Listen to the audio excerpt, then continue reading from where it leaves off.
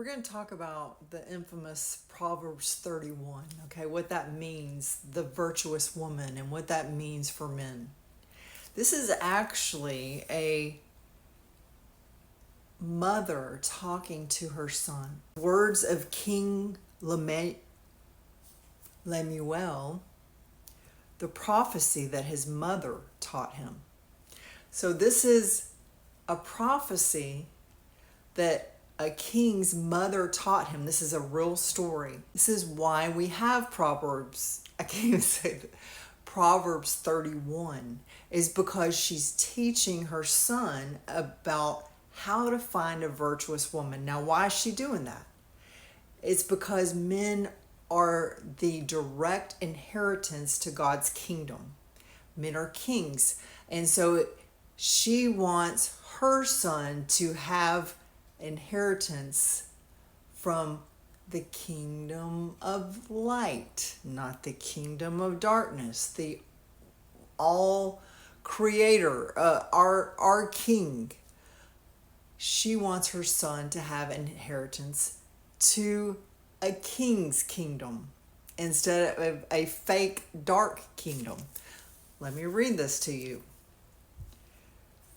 What, my son? And what, the son of my womb? And what, the son of my vows? Give not thy strength unto women, nor thy ways to that which destroyeth kings. It is not for kings, O Lemuel, it is not for the kings to drink wine, nor for princes strong drink, lest they drink and forget the law, and pervert the judgment of any of the afflicted. Give strong drink unto him that is ready to perish, and wine unto those that be of heavy hearts. Let him drink and forget his poverty, and remember his misery no more. Open thy mouth for the dumb in the cause of all such as are appointed to destruction. Open thy mouth, judge righteously, and plead the cause of the poor and needy. In those verses, it's talking about don't be drunk on her wine. Don't be drunk by her vices. Then she tells her son how to find a virtuous woman. Who can find a virtuous woman? For her price is far above rubies. The heart of her husband doth safely trust in her, so that he shall have no need of spoil. She will do him good and not evil all the days of her life. This doesn't mean some days. It doesn't mean whenever she feels like it. It means all the days of her lives, because she knows his worth and knows he's a king. This is what she's saying.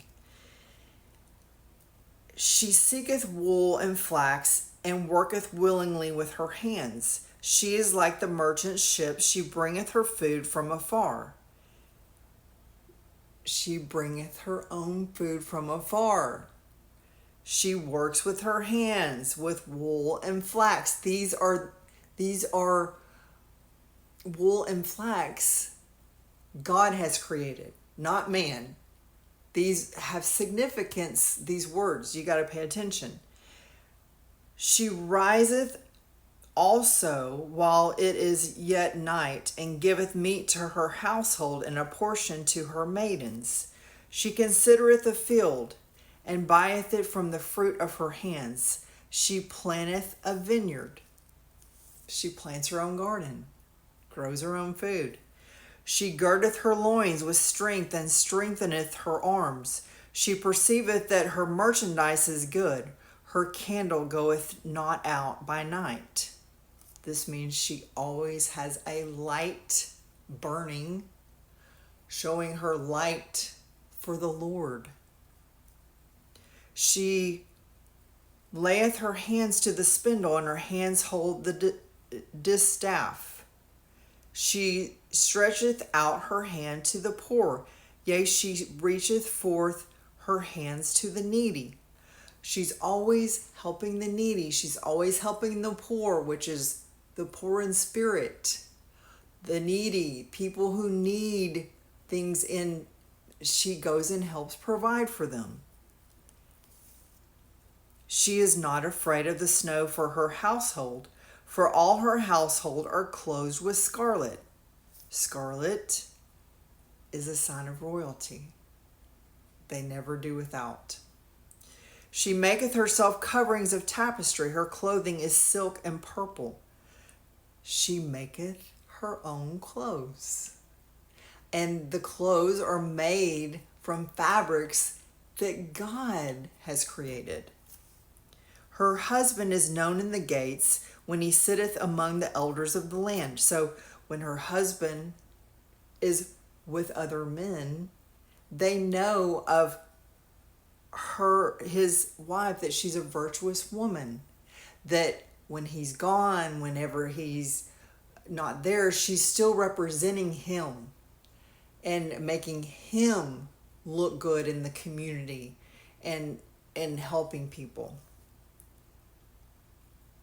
She maketh fine linen and selleth it, and delivereth girdles unto the merchant. Strength and honor are her clothing, and she shall rejoice in time to come. She openeth her mouth with wisdom, and in her tongue is the law of kindness. She looketh well to the ways of her household, and eateth not the bread of idleness. Her children arise up and call her blessed, her husband also, and he praiseth her. Many daughters have done virtuously, but thou excellest them all. She excels all of them. She doesn't do it for attention, by the way. Favor is deceitful and beauty is vain, but a woman that feareth the Lord, she shall be praised. This is how you can tell that she's a virtuous woman. She fears the Lord. Give her of the fruit of her hands, and let her own works praise her in the gates. This passage is from a mother to a king. He is already a king because he has the inheritance of his father, who is a king and who has been following God. There is a big difference between what we hear in the world and what is actually in this book. There you go, Proverbs 31.